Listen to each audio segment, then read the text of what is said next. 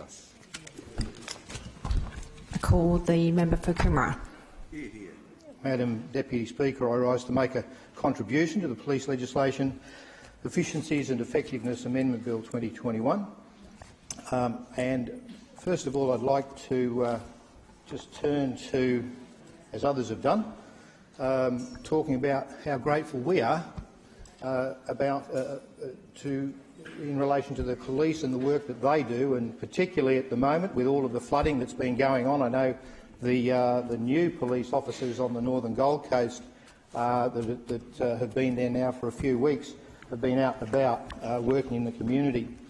And how grateful I am as well for Commissioner Katarina Carroll coming along just 6 weeks after stepping into the role as Commissioner for Police, seeing the need and announcing a new police station at Pimpama.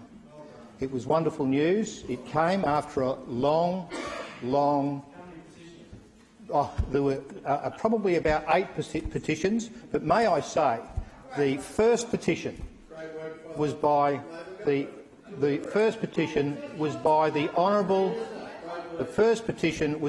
Honourable Margaret Keach, the then member for Albert, in 2011.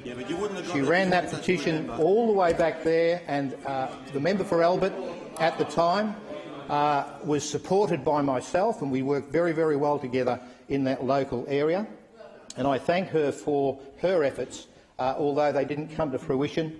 And then, of course, the then member for Albert and now the member for Theodore, his efforts, together with my own, over an extended period of time from 2016 right the way through to the 22nd of March this year is the official opening. And I'm sure the Minister for Police and the Commissioner Katarina Carroll and certainly I welcome all members to come along to this very, very important occasion. The Pimpama Police Station was the never-to-be-built police station. It was never going to happen. I was told that many, many times. But fortunately, very fortunately, the new Commissioner came along and said, we're going to build one right next door to that Fire and Emergency Services station. And, of course, her background was she was the Commissioner for Fire and Emergency Services prior to that. And I recall having a conversation with the then Minister for Fire and Emergency Services about that block of land in Cox Street at Pimpama, and some of your people were in the room at the time, and they said, yes, we've actually been having conversations with police in relation to the availability of that land right next door. So it was a huge effort from 2011 right the way through to 2022, 11 years in the making. But this is the cream on the cake. This is the cream on the cake. And that is, for the first time in history, according to the local police right through the ranks, we are getting 36 additional police, thanks to Katarina Carroll and her understanding of all of the representations that we made to her, 36 additional police without normal...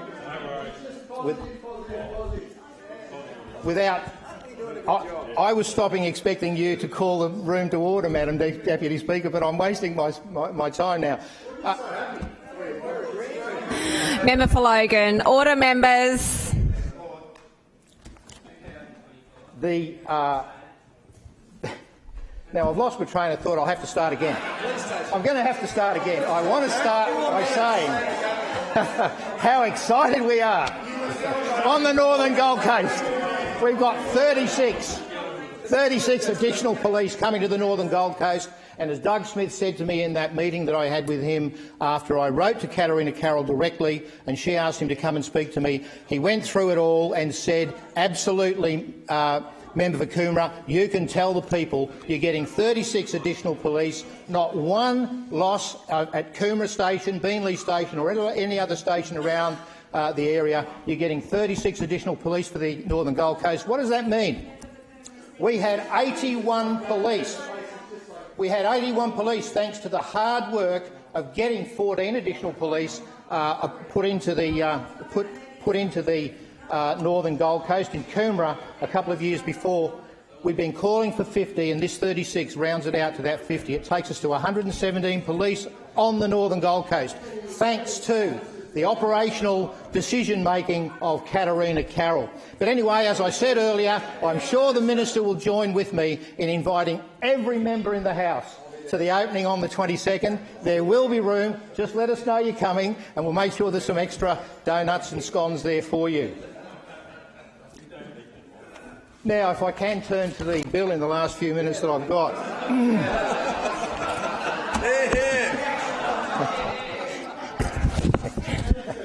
The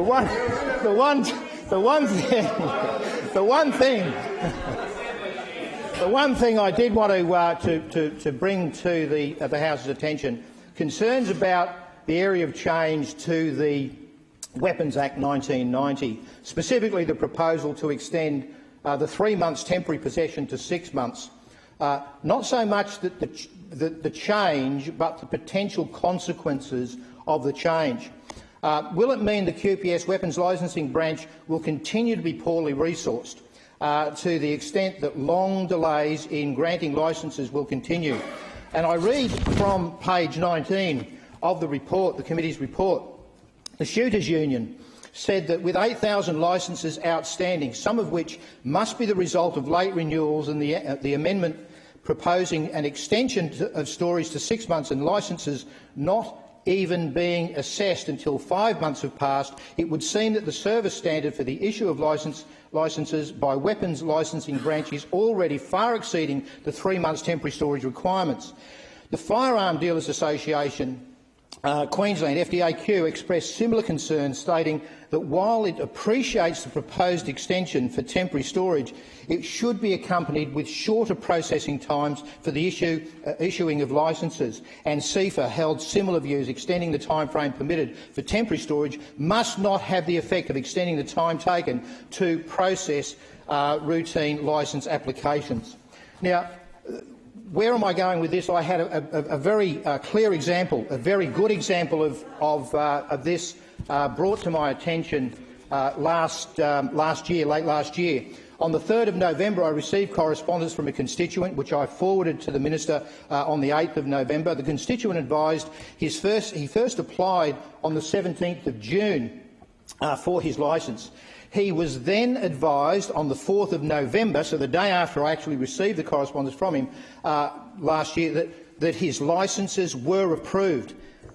As at the 18th of November, he was still waiting for the licences, more than a further 2 weeks. And finally, it was about 4 weeks or 6 months from the time he applied for the licence, literally 6 months before he actually got his licence. And then, of course, he had to wait another 28 days before he could access the rifles, the firearms. So where are the impacts on the individual? Well, let me just read from his letter in the minutes that I've got left. He said, "We understand," I'll table this for the House's benefit, "we understand that this is simply the situation and that a new licence application is required to move our firearms to Queensland and re-engage in our sport. We accept that this as a consequence of moving and starting afresh. The problem we have encountered is the delay in getting our licences approved.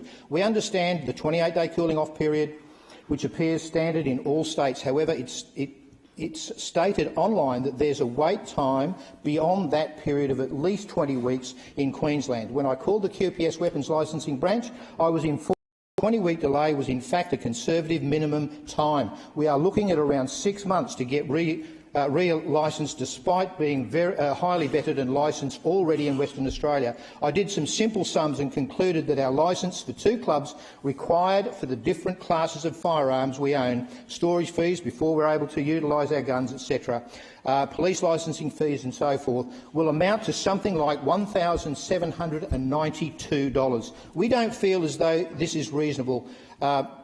We wanted to let you know. I honestly can't think of any other group in the community that's treated like this by the government agency. I don't expect my case to be expedited or any special treatment. We are actually about more than halfway through the wait time, but are interested in commencing with our club. The point is that these folk are waiting far too long, and what we need to do is make sure that we speed that process up. Thank you. See you on the 22nd. Deputy Speaker. Call the member for Ipswich West. Thanks very much, Deputy Speaker.